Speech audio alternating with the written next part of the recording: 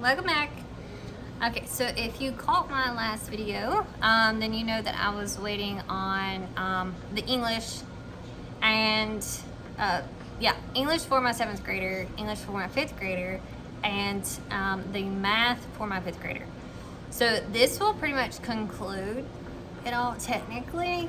After I got in the English for my 7th grader, I realized that it had nothing to do with literature. Go figure. So I don't know why I thought it would be like an all-in-one thing. Afterwards, I ended up getting on BJU's website and realized that the literature portion was like a whole separate thing. And I'm not about to buy a whole separate thing. I'm not gonna do it. So what I figured I would do, I'd probably just like, you know, we're gonna do reading, of course. We're gonna read something every day. But just to challenge his reading comprehension, I'll probably just get like one of those small workbooks from Amazon through like, what is it? Spectrum, or maybe one of the Evan Moore's workbook things, you know, just something small. Just to still challenge his reading comprehension, really. But like, my main concern right now is with him getting on up in the higher grades comes more writing, more, you know, paragraphs, more essays, things of that nature. And I gotta make sure this boy knows how to use correct punctuation and all that good stuff. So the literature, while it's still really important, and I'm, you know, kind of a little frustrated that it wasn't all included, but that was my fault for not really paying attention. But since, you know, the reading comprehension and literature is still really important, I will just supplement.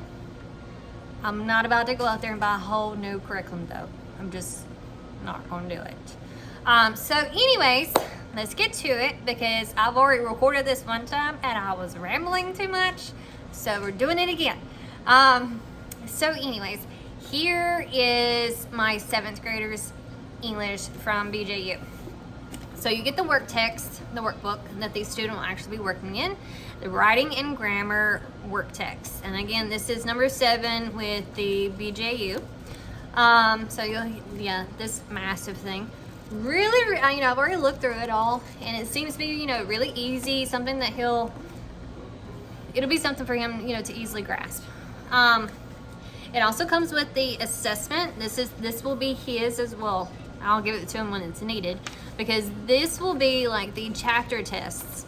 So anytime that he finishes with one, he'll get on here and he'll take the little test for it. And of course, that comes with the answer key. It's got little holes here, so, and it's still in the plastic. So I'm assuming that I'll just have to put this in a binder of some sort. Which is fine. I'll just have to get a binder. And then this is the huge teacher key for the course book. This is part 1, and then the second one will be part 2. But yeah, these things are massive. I did not expect that there to be a part 1 and part 2 for the teacher edition. And as you can see, it's still in the plastic wrap. I haven't even opened it up to even look at it. So that right there technically concludes my 7th grader. Like, aside from at some point ordering the little reading comprehension workbook, he's done. I hope. I don't know.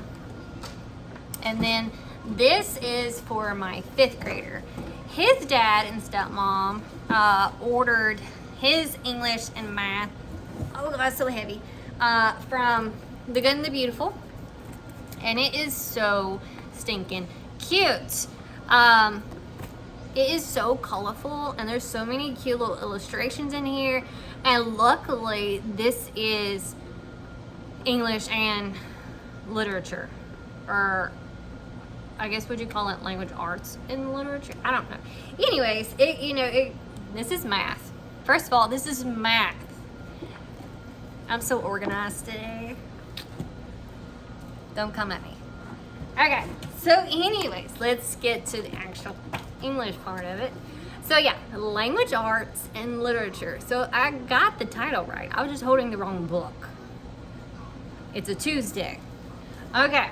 So anyways, like I said, it is so cute and so colorful, and there's so many pictures in there. I think he'll really enjoy doing this. And I think it'll be, easy for him to comprehend and do. It did not come with a teacher, an answer key for the course book. I don't quite know if that was like separate. I don't know how it was ordered.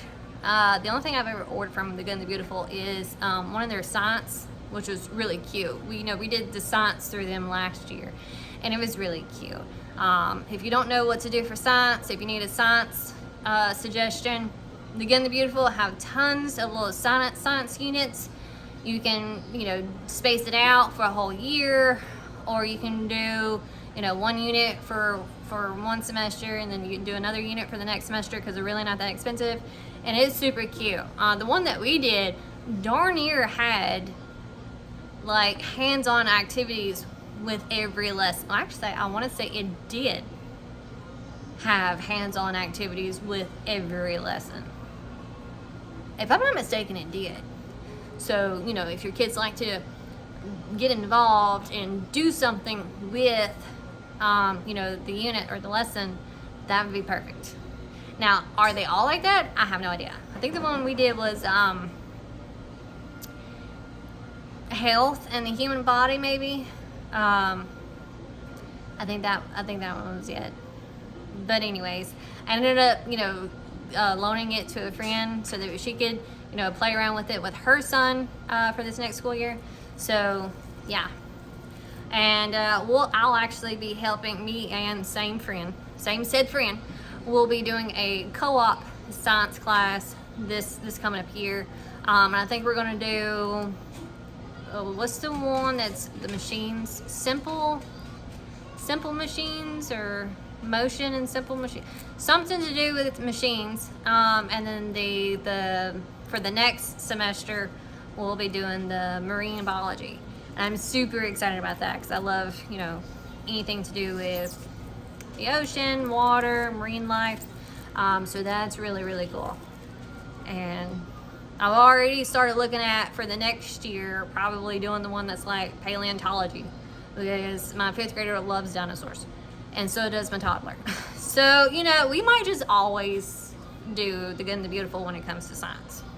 They're so easy and cheap and still fun. So, there you go.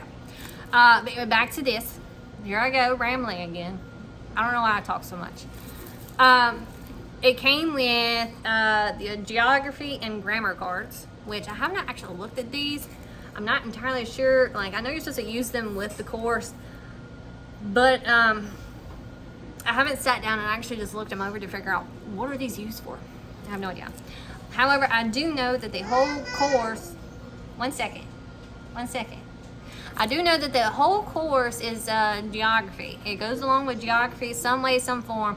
And as you know, my previous 2 videos, or my first video, I don't know, one of those, we're doing like a ton of geography work, lessons, learning, because I kind of dropped the ball there. Like, my 5th grader is not so much as, behind. I wouldn't say my 7th grader is behind, but I thought he had already touched base with geography whenever he was still in public school. Turns out he didn't. That was my fault for not figuring that out sooner. So yeah, I will have a 7th grader learning about, the states, capitals, all that good stuff. And, but it's okay. I mean, because when he's an adult, he'll probably still won't remember, just like I don't. We'll be learning together. Because, some of these states, I can tell you what the capitals are and whatever else, but some of them, why would I need to know? Kind of thing. But anyways, that's here nor there. So here is the math. Math, again, super cute, looks super, simple. Oh my goodness, it's a Tuesday, When I say it's a Tuesday, I mean Monday. So anyways, it's super simple. It seems like it'll be, you know, something that he will grasp onto pretty well for his grade. You know, I'm not saying that it's like baby work. I'm saying for his grade, it seems like, you know, it'll be great for him. Along with that, well, it comes with the math key too, the answer key. And so that's pretty neat. But along with it, like in the course book, he'll say, for instance, he does unit number 1, lesson number 1. He'll do lesson 1 in the course book. And then after that, he'll do lesson 1 in mental math. Now, this book kind of confuses me just a little bit. I don't quite know. Maybe, you know, it could be just because they didn't want to have to print a whole nother book, and I totally get that. But like, okay, so see, like I was saying, lesson 1. He'll do it after doing lesson 1 in the course book. But on the other side of the paper is the answers to all of these lessons. So I'm guessing like whenever I give it to him, I have to be like, only do this page, only do this lesson or whatever. Do not flip it over. Like, I'm guessing that's what I'll have to tell him. Do not flip it over. Yeah. I don't quite know why they do that. I don't know. But it's okay. We'll make it work. I'm telling you, we'll make it work. So that's cute. And well, that's everything. Oh, wait, no. I forgot the box. Okay, so with the English, again, it's, you know, it's all about literature. Well, it's not all about literature, but literature is part of it and whatnot. So it comes with the book set. There's several different books in here.